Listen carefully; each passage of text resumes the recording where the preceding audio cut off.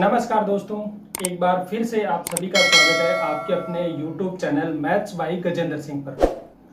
दोस्तों, आप सभी को पता है अपने चैनल पे जो गणित की तैयारी करवाई जा रही है, इसी तैयारी को आगे बढ़ाते हुए अपना पिछला टॉपिक जो है वो त्रिकोणमितीय समीकरण चल रहा था और इसमें अपन ने कुछ फॉर्मूले भी देखे थे और उनके व्यापक मान अपन ने निकाले थे। उन व्यापक मानों पर ही आधारित कुछ प्रश्न और आज इस वीडियो में है और उनको आगे बढ़ाते हुए फिर नया टॉपिक और लेंगे। तो देखो, पिछली क्लास तक अपन ने कुछ सवाल कर लिए थे, आज एक और सवाल ले लेते हैं। तो सवाल है 10√3 और इसके साथ है cos थीटा। ये tan थीटा बराबर है √3, tan थीटा बराबर है √3 और cos थीटा बराबर क्या है? cos थीटा बराबर है -1/2। तो हमें क्या करना है? थीटा का व्यापक मान निकालना है। तो अब देखो, पहले क्या करेंगे, इनके क्या लेंगे, अल्फा का मान लेंगे और अल्फा के मान के साथ साथ व्यापक मान मिलेगा। तो tan थीटा बराबर ये √3 है, मतलब पॉजिटिव है, तो tan थीटा में देखो √3 किसकी वैल्यू होती है, तो ये हो जाएगा tan π/3। tan π/3 की वैल्यू क्या होती है? तो tan √3 वैल्यू होती है। अब cos में है और माइनस का थीटा है, तो ये cos थीटा बराबर क्या होगा? 1/2 कब होता है cos में? cos थीटा जब होता है तो 1/2 का वैल्यू कहाँ मिलती है? cos π/3 पे मिलती है 1/2 की वैल्यू। लेकिन ये क्या है? माइनस में है। ये क्या है? माइनस में है, तो माइनस का cos और ये π/3। अब देखो, माइनस cos किस में होता है? ये सेकंड चतुर्थांश में भी माइनस होता है और थर्ड में भी माइनस होता है। इसी प्रकार tan पॉजिटिव किस में होता है? tan फर्स्ट में पॉजिटिव होता है और थर्ड में पॉजिटिव होता है।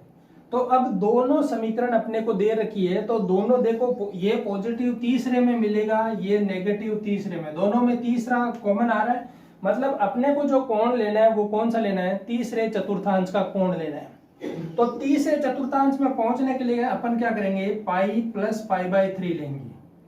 इस तरफ भी π/3 है तो ये भी पाई प्लस π/3 आ जाएगा। मतलब यहां से अपने को 4π/3 मिल गया। ये क्या मिला है? अल्फा का मान मिला है। यहां तक क्या मिल गया? अल्फा का मान। अब जब दो समीकरण दे रखी हो, मैंने कहा था दो एक घातीय समीकरण हो तो व्यापक मान क्या होता है? दो एक घातीय समीकरण हो तो कोस वाला व्यापक मान होता है 2n पाई प्लस अल्फा। कोस वाला मान होता है और कोस में प्लस और माइनस दोनों होते हैं। यहां पर क्या होगा? सिर्फ प्लस होगा। तो यहां से देखो अल्फा की वैल्यू लिख देंगे, थीटा बराबर आ जाएगा 2n पाई प्लस 4π/3। ये क्या हो गया? फाइनली आंसर हो गया। ये आंसर आ गया। देखो, दो समीकरण दे रखी थी, दो एक घातीय समीकरण। ये समीकरण नंबर 1 हो गई, ये समीकरण नंबर 2 हो गई। जब दो एक घातीय समीकरण दे रखी हो, जब दो एक घातीय समीकरण दे रखी हो तो हमें क्या करना है? थीटा का व्यापक मान, देखो थीटा का व्यापक मान होता है, वो व्यापक मान क्या होगा? थीटा बराबर होता है 2n पाई प्लस अल्फा। ये वाली चीज आपको याद रखनी है। ये वाला मान अगर याद रहेगा तो ये कोण तो आप डिसाइड कर लोगे। टेबल सबको याद है, टेबल से मान मिल जाएगा। फिर अपन देखेंगे कि किस चतुर्थांश में है ये दोनों कोण। दोनों कोण एक ही चतुर्थांश के लेंगे, उसके बाद क्या करेंगे? व्यापक मान लिख देंगे। देखो, इसी टाइप का और सवाल देख लेते हैं एक।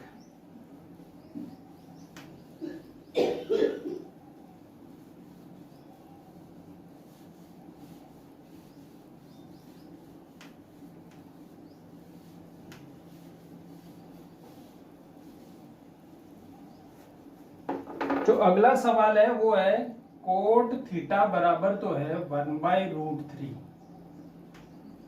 ये नेगेटिव का है और इसके साथ है कोसेक थीटा, वो भी नेगेटिव में है और वो है 2/√3। अब देखो, यहां से थीटा का व्यापक मान निकालना है। तो पहले तो देखो दो समीकरण दे रखी है अलग अलग, एक घातीय है दोनों समीकरण, तो थीटा का व्यापक मान क्या होगा, थीटा बराबर होगा 2n पाई प्लस अल्फा। अब देखो यहां से मान लेंगे, ये नेगेटिव वाला है ये पॉजिटिव वाला है, तो इनके मान लेंगे। अब ये देखो कोट थीटा बराबर माइनस का कोट, और ये पाई बाय 1/√3 कहां पर होता है, 1/√3 होता है पाई बाय 3 पे। यहां से देखेंगे तो कोसेक थीटा, और ये कहां पर होता है 2/√3, 2/√3 भी किस पे होता है, कोसेक पाई बाय 3 पे। अब देखो ये नेगेटिव कहां कहां होता है, दूसरे और चौथे चतुर्थांश में, और ये नेगेटिव कहां पर होता है, तीसरे और चौथे चतुर्थांश में, तीसरे और चौथे चतुर्थांश में। अब देखो दोनों में कॉमन क्या आ रहा है, चौथा चतुर्थांश कॉमन आ रहा है, चौथा चतुर्थांश कॉमन आ रहा है। तो यहां से देखो चौथे चतुर्थांश के लिए अब आप क्या लोगे, चौथे चतुर्थांश के लिए क्या लोगे, थीटा की वैल्यू क्या आ जाएगी यहां पर, ये देखो पाई बाय 3। तो यहां से अपन देखेंगे देखो चौथा चतुर्थांश ये वाला होगा, यहां से या तो आप क्या कर सकते हो, यहां से जा सकते हो कुछ कोण, या यहां से आ सकते हो कुछ कोण। तो ये देखो यहाँ होता है पाई, यहाँ होता है 2 पाई। अब मैं 2 पाई में से कुछ कोण घटा लेता हूं, और जो अपना कोण है वो पाई बाय 3 है, तो 2 पाई माइनस पाई बाय 3 कर लेते हैं, तो कितना होगा 6 पाई में से पाई बाय 3, तो ये होगा 5 पाई बटा 3। मतलब अल्फा का जो मान आया है वो क्या आया है, 5 पाई बाई 3 आ गया। दोनों में कॉमन आ रहा है फोर्थ चतुर्थांश, तो फोर्थ चतुर्थांश की वैल्यू अपन ने निकाल ली। यहां से अब क्या करेंगे, थीटा का मान लिखेंगे 2n पाई प्लस अल्फा, ये है व्यापक मान, थीटा का क्या है, व्यापक मान है। अब क्या करेंगे, अल्फा की वैल्यू रख देंगे 2n pi plus 5 pi by 3, जहां n बिलोंग्स टू क्या, z। ये आ गया अपना फाइनल आंसर। इस टाइप से अपने को क्या करना है, सवाल को सोल्व करना है। जब ये फॉर्मेट दे रखा होगा तो अपने को इसी फॉर्मेट के हिसाब से चलना है, दोनों इक्वेशनों से थीटा का मान, अल्फा का मान निकालना है, देखना है दोनों कहां पर सेम मिलेंगे। यहाँ पर नेगेटिव है, ये भी नेगेटिव है, तो चतुर्थांश डिसाइड करना है कौन से चतुर्थांश से अपने को अल्फा का मान मिलेगा। जब चतुर्थांश डिसाइड हो जाता है उसके बाद अपने को अल्फा की वैल्यू निकालनी है।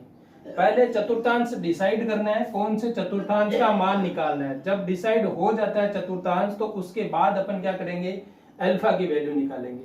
अल्फा की वैल्यू मिल जाती है, उसके बाद अगला स्टेप है अपना व्यापक मान का, अपन व्यापक मान निकाल लेंगे। तो इस टाइप से इन सवालों को करना है, बहुत इजी सवाल है।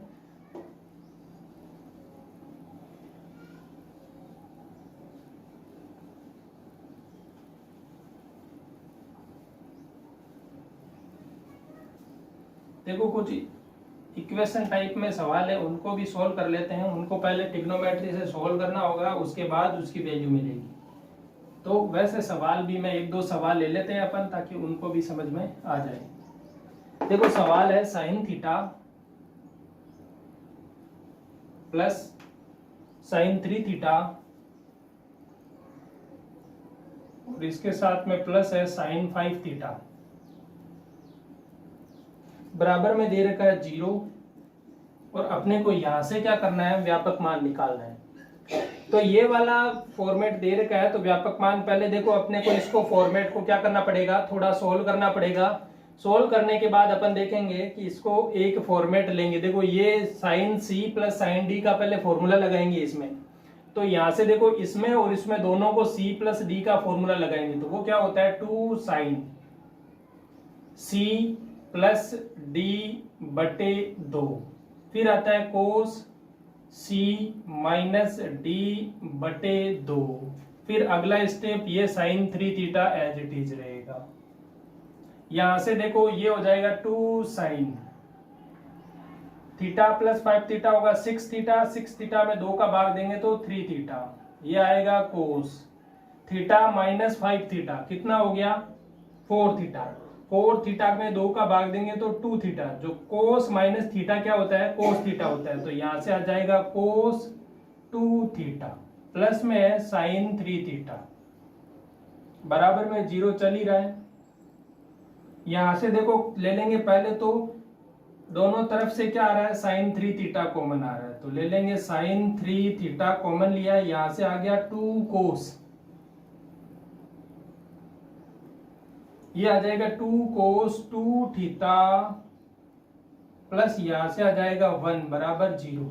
अब देखो ये समीकरण है, ये 0 कब होगी, या तो ये वाला पद 0 होगा, क्योंकि किसी भी संख्या को 0 से अगर गुणा करते हैं तो वो 0 हो जाएगा, तो या तो ये वाला पद 0 होगा या ये पूरा पद 0 हो जाएगा। तो इस 0 को इससे गुणा करेंगे तो भी 0 हो जाएगा, या ये 0 होगा तो इसको 0 से गुणा करेंगे तो भी 0 हो जाएगा। मतलब यहां से क्या मिलेंगे, 2 मान मिलेंगे, या तो होगा साइन 3 थीटा बराबर 0 या होगा 2 कोस 2 थीटा प्लस 1 बराबर 0। ये 2 मान मिलेंगे कि या तो ये 0 होगा या ये 0 होगा। यहां से वैल्यू निकालते हैं, साइन 3 थीटा बराबर 0, मतलब 0 को क्या लिखेंगे, साइन 0, तो ये हो जाएगा साइन 3 थीटा बराबर साइन 0। यहां से अल्फा की वैल्यू आ जाएगी आपके पास, यहां से अल्फा की वैल्यू आ जाएगी, और यहां पर देखो ये क्या होगा, यहां से वैल्यू निकाल लेते हैं एक बार के लिए। साइन में क्या होता है, ये अल्फा का मान 0 आ गया, साइन में होता है थीटा, यहां से थीटा का मान क्या है 3 थीटा बराबर, ये होता है एन पाई प्लस माइनस 1 की power N into alpha. Alpha कितना है 0, तो ये पद तो 0 हो गया। यहां से थीटा की वैल्यू क्या मिलेगी, एन पाई बाई 3, जहां n बिलोंग्स टू z है। ये आया एक मान थीटा का। अगला यहां से सोल्व करेंगे तो ये देखो कोस 2 थीटा बराबर में आएगा माइनस का 1/2, क्योंकि देखो ये जाएगा इस तरफ तो माइनस का 1, फिर इस 2 से भाग देंगे तो माइनस का 1/2। अब कोस माइनस 1/2 मतलब कौन से चतुर्थांश की बात करेंगे, सेकंड की, तो इसको कर देंगे पाई माइनस, तो ये हो जाएगा कोस 2 थीटा बराबर में आ जाएगा कोस पाई माइनस पाई बाई 3, तो ये हो जाएगा 2 पाई बाई 3, तो ये सीधा ही लिख देता हूं मैं 2 पाई बाई 3। यहां से अल्फा की वैल्यू आ गई 2 पाई बाई 3। अब देखो कोस की वैल्यू, कोस का व्यापक मान क्या होता है, थीटा बराबर होता है समथिंग, तो यहाँ पर अपने पास 2 थीटा है, तो 2 थीटा बराबर होता है 2n पाई प्लस माइनस, कोस में देखो प्लस माइनस दोनों आता है, उसके बाद यहां से लगा देंगे अल्फा की वैल्यू, अल्फा की वैल्यू है 2 पाई बाई 3, 2 पाई बाई 3।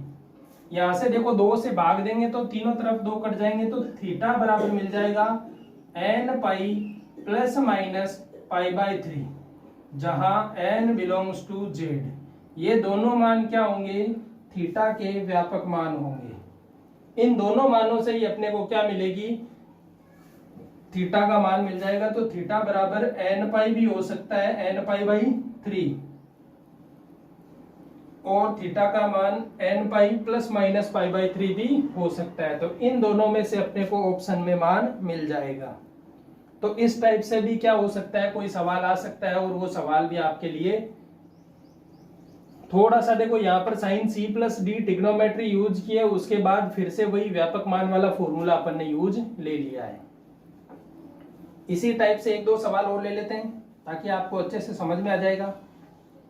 जो अगला सवाल है वो देख लेते हैं। अगला सवाल थोड़ा बड़ा रहेगा।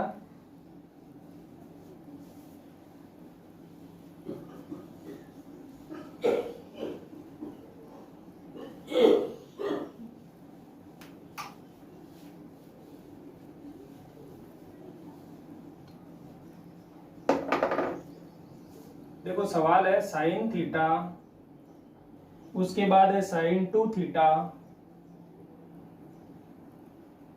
Plus sine 3 theta